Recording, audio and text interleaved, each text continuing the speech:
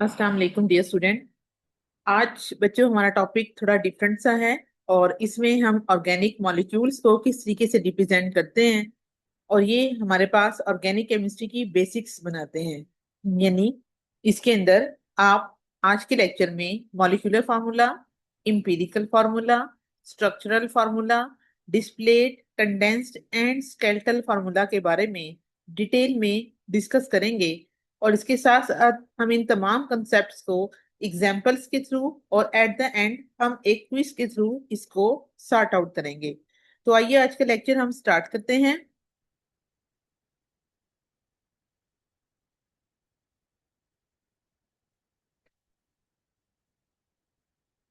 ये हमारे पास chapter number 19 जो कि बेसिक ऑफ ऑर्गेनिक केमिस्ट्री है, इसका लेक्चर नंबर 5 है।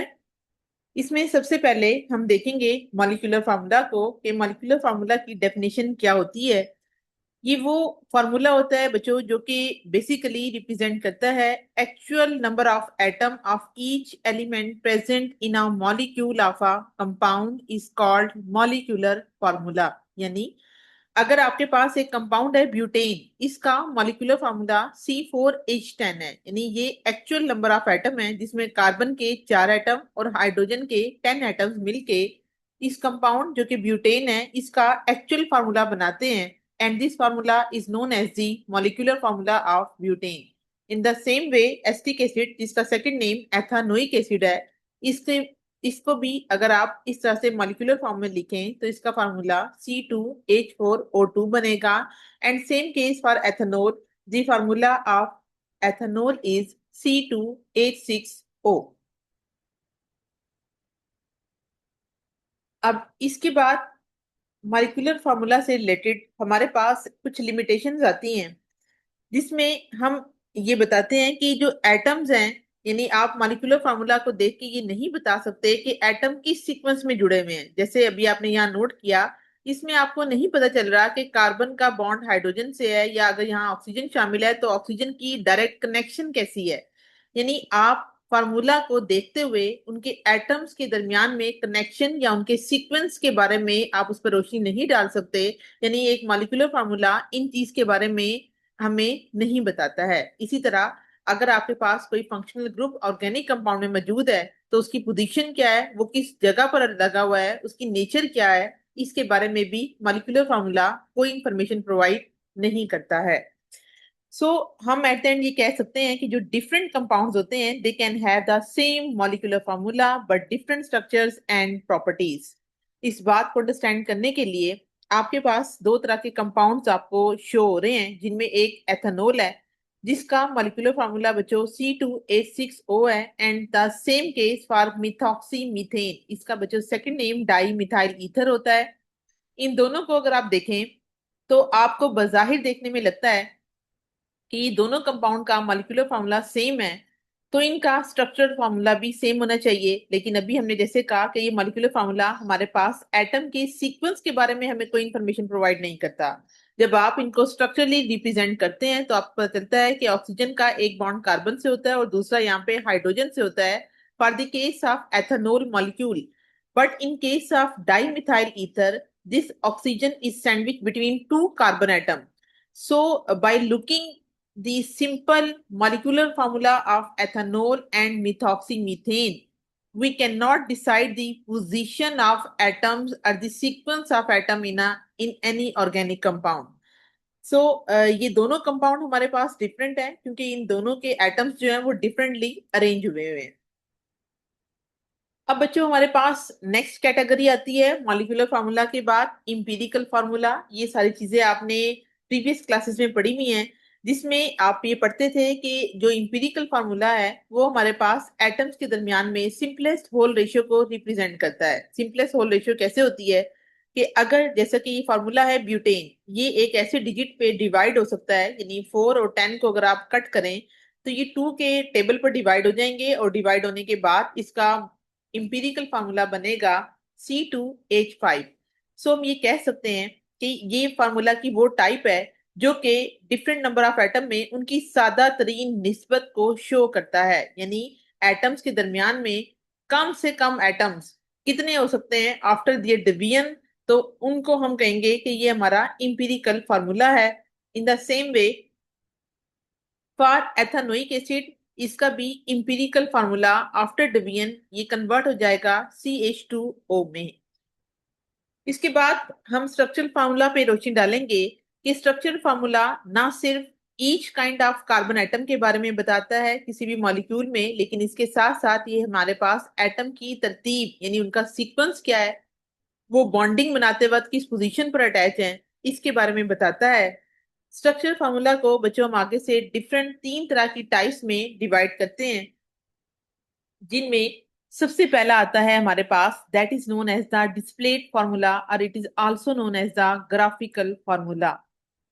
तो सबसे पहले इसकी डेफिनेशन देखते हैं कि ये वो फार्मूला होता है जिसमें हम डिफरेंट एटम्स के दरमियान में जो बॉन्डिंग हो रही है और उस बॉन्डिंग में आपकी फंक्शनल ग्रुप की पोजीशन भी इंक्लूड है, तो अगर आप इन सब को रिप्रेजेंट करते हैं तो ये हमारे पास डिस्प्लेड फार्मूला या ग्राफिकल फार्मूला कहलाता है।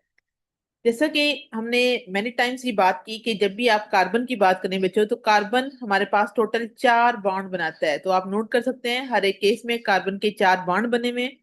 तो ये हमारे पास तमाम एटम्स के दरमियान में बॉन्डिंग की सीक्वेंस को ओपन करके और साथ साथ अगर इसमें कोई फंक्शनल ग्रुप है, जैसे कि यहाँ पे एथेनॉल के केस में OH है, इसकी पोजीशन को भी ओपन करके हमें दिखाता है। तो ये भी एथेनॉल का एक डिस्प्लेड फॉर्मूला है। और उसके बाद एथेनोइक एसिड जो कि एक फंक्शनल ग्रुप की क्लास है कार्बोक्सिलिक एसिड, इसके मॉलिक्यूलर फार्मूला में, सॉरी इसके स्ट्रक्चरल फार्मूला में जो हमारे पास कार्बोक्सिलिक एसिड ग्रुप है, इसके तमाम एटम्स को आपने ओपन करके सीक्वेंस के साथ लिखा है, यानी इसके अंदर तमाम एटम्स की पोजीशन प्रॉपरली इंडिकेट हो रही है। तो ये हमारे पास डिस्प्लेड फार्मूला की कैटेगरी में आ जाता है। डिस्प्लेड फार्मूला वो कहते हैं कि ये जगह बहुत घेरता है, तो ये इसकी एक लिमिटेशन है या इसका ड्रॉबैक है। तो हम सम टाइम ये करते हैं कि हम इतनी स्पेस को जाया होने से बचाने के लिए उसको हम मर्ज कर देते हैं, कंडेंस कर देते हैं, इकट्ठा कर देते हैं एक ही स्ट्रक्चर में, और उसको हम फिर कंडेंस या लीनियर फार्मूला का नाम देते हैं। जैसे अभी आपने देखा कि ये आपके पास एथेनॉल का स्ट्रक्चर था, हम क्या करते हैं कि यहाँ पे हम एक कार्बन लेते हैं और हम कहते हैं इस कार्बन के 3 बॉन्ड हाइड्रोजन से हैं, तो ये हो जाएगा CH3। और यहाँ पे अगर आप देखें कि इसी कार्बन को आपने अगेन लिखा और इन दोनों को आपने कर दिया CH2 और एट द एंड OH। तो इसके अंदर हम करते क्या है कि कंडेंस फार्मूला बनाने के लिए कि जो सिंगल कोवलेंट बॉन्ड है उसको ओमिट यानी उनको खत्म कर दिया जाता है, और उसके बाद जो ब्रांचेस हैं, फंक्शनल ग्रुप हैं, डबल या ट्रिपल बॉन्ड है या कोई सेपरेट मिथाइल ग्रुप है, उसको आप मॉलिक्यूल के सेंटर में लिख सकते हैं। जैसा कि ब्यूटेन है, आप ब्यूटेन में आप जानते हैं 4 कार्बन होती हैं, तो CH2 ग्रुप आपका रिपीटिंग यूनिट होता है, तो उसको आप ब्रैकेट में बना के उसके बाद ट्वाइस डाल दें, तो इसका मतलब यही होगा कि इसके अंदर बेसिकली 2 कार्बन हैं। इसी तरह अभी आपको मैंने एथेनॉल के बारे में बताया, और सेम यही केस आप एथानोइक एसिड के साथ कर सकते हैं कि आप इनके सिंगल बॉन्ड को ओमिट कर दें, तो ये बन जाएगा CH3। इसके बाद इसको भी आप खत्म करें और इनके बॉन्ड को भी खत्म करें, तो ये CH3COOH इसका फॉर्मूला बन जाएगा for the case of ethanoic acid के लिए। इसके बाद बच्चों हमारे पास एक और कैटेगरी आती है जिसको हम कहते हैं स्केलेटल फॉर्मूला, या इसको हम कहते हैं बॉन्ड लाइन फॉर्मूला। ये वो फार्मूला होता है जो कि simplified variant of displayed formula का है, यानी ये हमारे पास ये जो डिस्प्ले फार्मूला है इसी का ही एक आगे से सिंपलेस्ट वेरिएंट है, जिसके जरिए आप मोर कॉम्प्लेक्स ऑर्गेनिक मॉलिक्यूल को इस मेथड से रिप्रेजेंट करते हैं।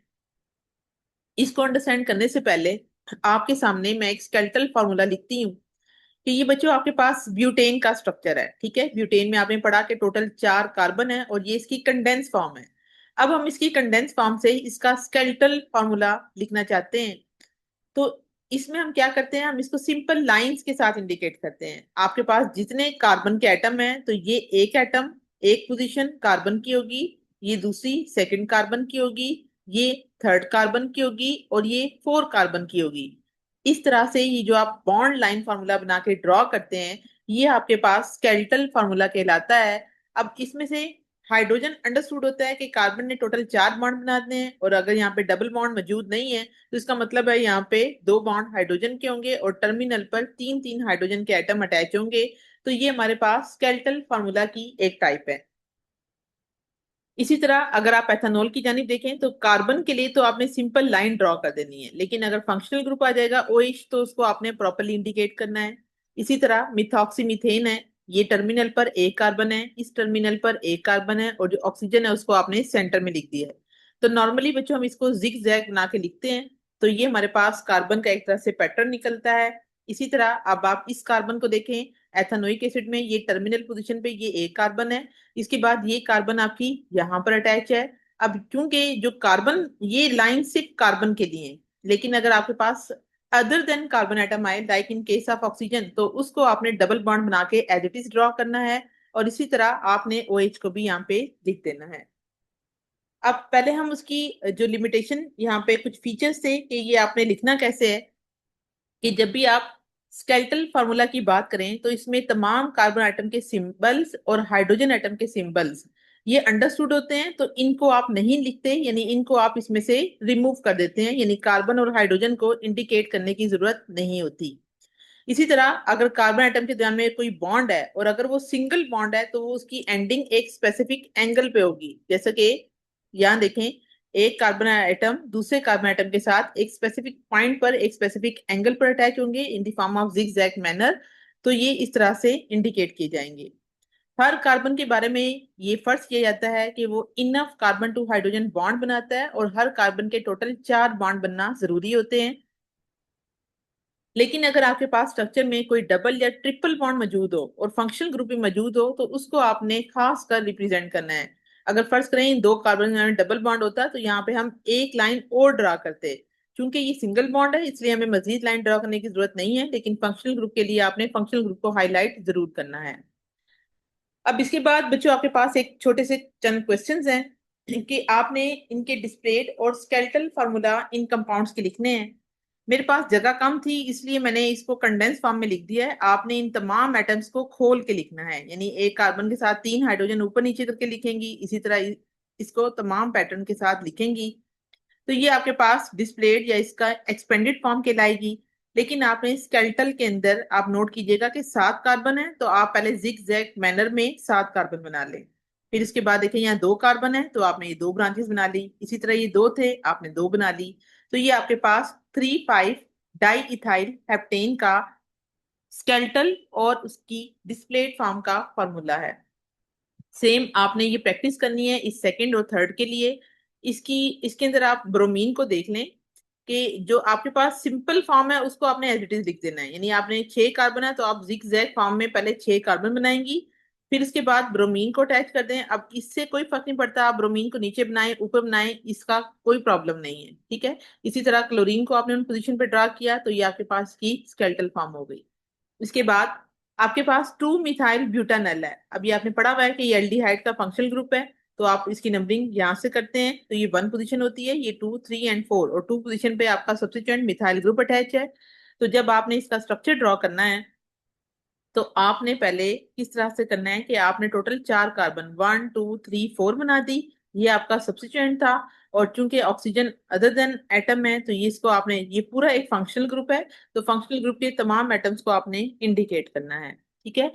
इसके बाद बच्चों आपका सेकंड क्वेश्चन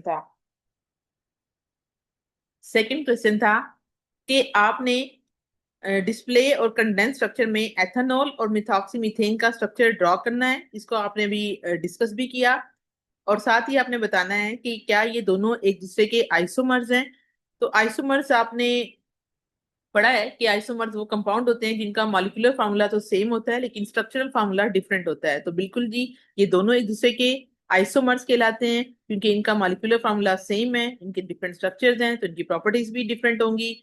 तो जिनका मॉलिक्यूलर फार्मूला सेम हो लेकिन एटम की कनेक्टिविटी डिफरेंट हो तो ऐसे जो है वो स्ट्रक्चरल आइसोमर्स कहलाते हैं, और ये सेम मॉलिक्यूल का पार्ट नहीं होते हैं। इसके बाद आपके पास एक और क्वेश्चन है कि आपने स्केलेटल फार्मूला एथेनोइक एसिड का ड्रॉ करना है। तो ये इसका स्केलेटल फार्मूला है। इसमें एक पोजीशन जो पहली वाली है वो CH3 की है।